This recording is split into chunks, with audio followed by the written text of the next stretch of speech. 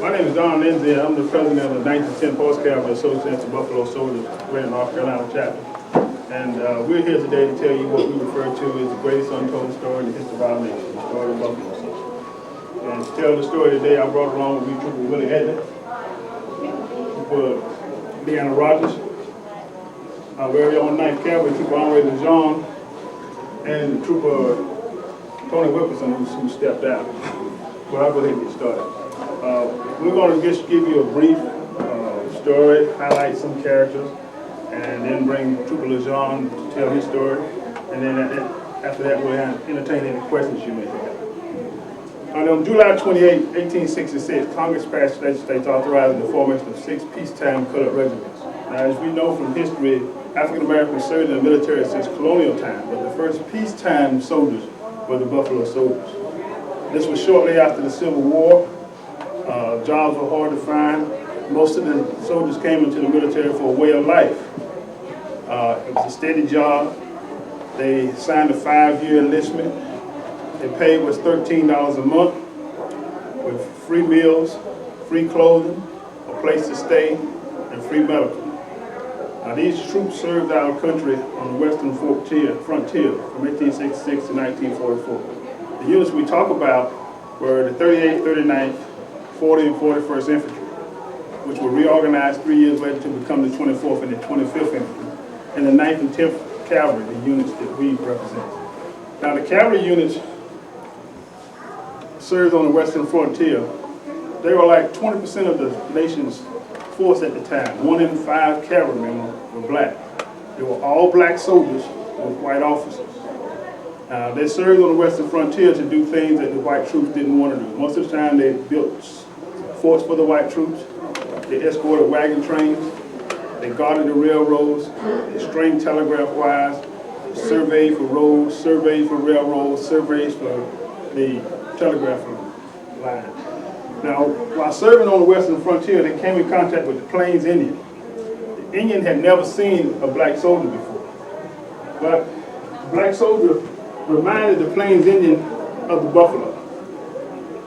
He looked at the mane of the buffalo, and it kind of reminded them of the hair of the black trooper.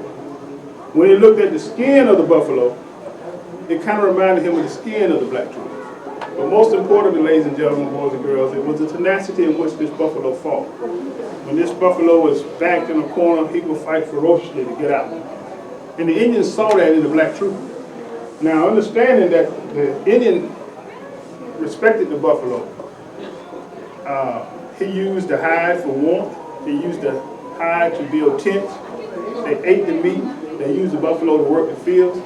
Well, the black trooper understood this and took honor in the name Buffalo Soldiers. Thus, they were given the name Buffalo Soldiers. Now, we're talking about infantry and cavalry. For those that don't know, cavalry soldiers rode horses. Infantry soldiers walked.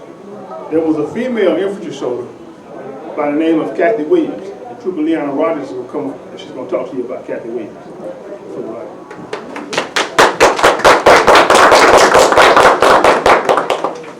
I'm going to tell you the Kathy Williams story. Kathy Williams joined the military when women were not allowed to serve. And she posed as a man so that she could get into the military. As a result of that, she became the first known female Buffalo soldier. You heard Trooper Lindsay speak about the cavalry and the infantry soldiers. But Kathy Williams was an infantry soldier. She was a foot soldier. She didn't ride a horse. She didn't have a horse. So everything she did, she had to do it walking just like the other soldiers. All her clothes she owned, she carried on her back. Everything she had to sleep on, she carried that, just like the guys. This weapon, musket, is a weapon that the the infantry soldiers use, and this is the weapon that Kathy Williams carried. If you look at the exhibit later, you will see this picture of her and holding this weapon. It's pretty heavy, and she carried this around for 2 years while she served in the 38th Infantry, which was one of those units that the government organized in 1866. She joined in 1866. She enlisted as a man. She changed her name from Kathy William to William Kathy to go in so that she could get in. Now, during the time that Kathy Williams enlisted in the military, physicals were, if you were look fit, you could probably run or jump, then you could get in. So they didn't do a physical so that you could tell whether it's a man or a woman. You didn't have to have a lot of identification as today. So that's how she was able to get in as a man. She served for 2 years.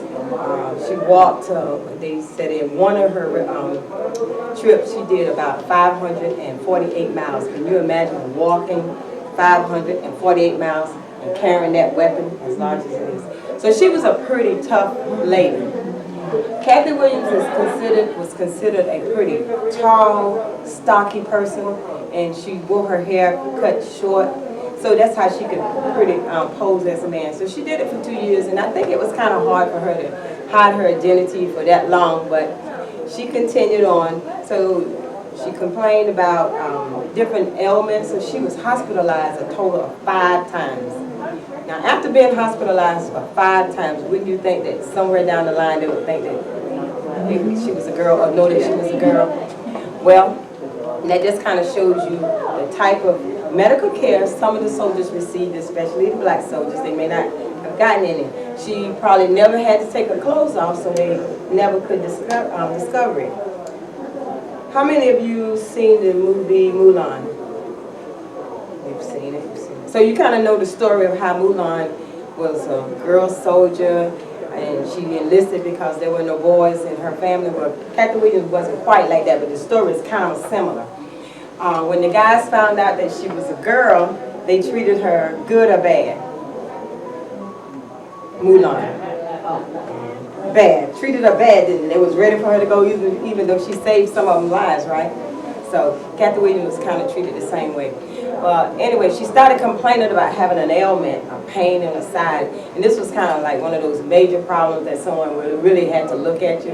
And the surgeon determined that she was a girl. So as a result of that, they kicked her out of the military because it was against the law for women to serve in the military from the beginning. But some of those times that she was hospitalized, they didn't keep a lot of good records, so they didn't have a lot of documentation. So when she got out, she was in the military, in the civilian sector, and her health started to fail her. So she wanted to get her pension. And for you all who may not understand what a pension is, it's like when your family worked for a long time and then they say, I'm going to retire. Well, a pension in the military is kind of like that. When you retire, you expect to get some money, but that's what Kathy meant to do. So when she went to try to get her disability, they said, well, we don't have any disability we can give to you because you're a woman and women were not allowed to serve in the military. She said, well, my name was assigned in as William Cathy. So they had some documentation of William Cathy, but not a whole lot. And so some of the ailments that she was complaining about and some of the times that she complained about having these ailments, they said, well, you couldn't have done it during this time because you were in this location, or in this year you was displaced, so you couldn't have had this ailment, or it couldn't have happened during this time, so they denied her pension. And then she got an attorney, and the attorneys didn't really help her because they knew that she really didn't understand, so they kind of gave her some information. But the things that she could have gotten the disability for, she never complained about. She started talking about some other ailments, so they were like, well, that couldn't happen because it wasn't there. So anyway, she served for 2 years in the military. She was denied her pension, so the guys who served, they were able to get there, so they did not give her hers. So after so many years of fighting, I guess she just finally gave up and decided she wasn't ever going to get it. So that brings me to this point. We tell the Kathy Williams story because it's a story that most people don't really know about. They never really realized there was a female Buffalo soldier, so we want to keep her name and her history alive. And I encourage you all, if you have access to the internet, if you want to read more about Kathy Williams, because I just gave you a thumbnail of her accomplishments, go to our website, and it's ncbuffalosoldiers.org, or you can look up on the web as Kathy Williams or William Cathy, and you can read all about Kathy Williams' story. Thank you for your attention. So she never got her pension? Never. Never. No. Thank you. Thank you. Thank you, Roger. I'm going to talk to you now about Henry O. Flipper. How many of you familiar with the United States Military Academy at West Point? Well, Flipper was the first African American to graduate from the United States Military Academy at West Point. The 9th and 10th Cavalry as I told you earlier, were all black soldiers with white officers. So Flipper would have been our first black officer. Now, Flipper was born in Thomasville, Georgia in 1856. He and his family then moved into Atlanta. And at the age of 8, Flipper was taught to read and write down in the woodshed behind the big house using the Webster's Blueback Dictionary. And the Webster Dictionary is one of the dictionaries we still use today. And the reason he was taught to read in the woodshed behind the big house was because in 1866, it was illegal to teach a slave to read and write. Well, this fellow slave who knew how to read taught Flipper to read. Well, shortly after that, the Confederates came through Atlanta where they were living, and his education was on hold. And then just after that, he was taught to further his reading skills by the wife of a Confederate captain. So if you remember from the Civil War, the Union and the Confederate, Flipper would have certainly been Union. The Confederate wife taught him to read and further, especially in the field of mathematics. Well, she prepared him for school, and he went on to the Atlanta Missionary School. And from there, he went to Atlanta University for 1 year. Now, while he was at Atlanta University, he applied for the United States Military Academy at West Point and was accepted. Well, he entered in his class, and for 4 years, Flipper underwent what they called a silent treatment. He lived in a barracks by himself that was designed for 47 people. He ate his meals by himself. The only conversation he had with the other cadets, which were all white, was in the line of duty, studying, or field exercise. So it was pretty miserable for him for 4 years. Well, he graduated. I think it was 16 in the class of 47.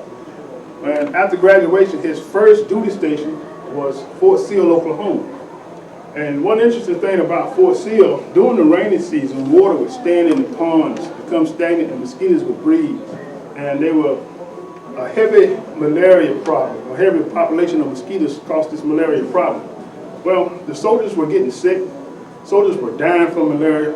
So Flipper, being an engineer, he designed and constructed a group of ditches that drained the water away from the barracks during the rainy season, thus reduced the mosquito population. Now, these ditches are still on the National Historical Register as Flipper's ditches today. So if you're in that area, you can always go by and see the national landmark, and they have the ditches, what's left of them, and the monuments, and so markers, so forth. Well, after that, he moved on to Fort Canton. And while he was at Fort Canton, Flipper liked to teach horseback riding. Well, he made the mistake of teaching this young white lady to horseback ride. And two of the fellow lieutenants, one of them was very much in love with this lady, and they didn't like it. So what they decided, they were going to come up with some kind of ploy to get Flipper in trouble. Well, Flipper's job was regimental supply officer and commissary officer, and one of his duties was to keep the regimental funds. Flipper kept these funds in his locker, and well, he kept these funds in his desk at work. Well, they told Flipper that it was not a good idea, and he needed to move the money. But before Flipper got to move the money, they took some of it. Well, Flipper took the rest of the money and went to his barracks and put it in his footlocker. Well, one of these gentlemen decided they would tell the commanding officer Flipper had moved the money. And the officer, he called a surprise inspection. He went in and found that the money was missing, and thus he was charged with embezzlement. Well, Flipper knew he hadn't misplaced the money. So he told a story to try to cover until he could find the money, because he knew it was somewhere. He just didn't know where yet, what happened to it. Well, they had a court-martial, and in the court-martial he was found not guilty for embezzlement, but he was found guilty of conduct unbecoming of an officer because he told a story. Well, thus he was put out of the army. Now, needless to say, if he had been a white lieutenant, he probably got 2 weeks confined to the barracks, or maybe 2 weeks in the brig, but this didn't happen. He was put out of the army. He was given a disarmament discharge. Well, and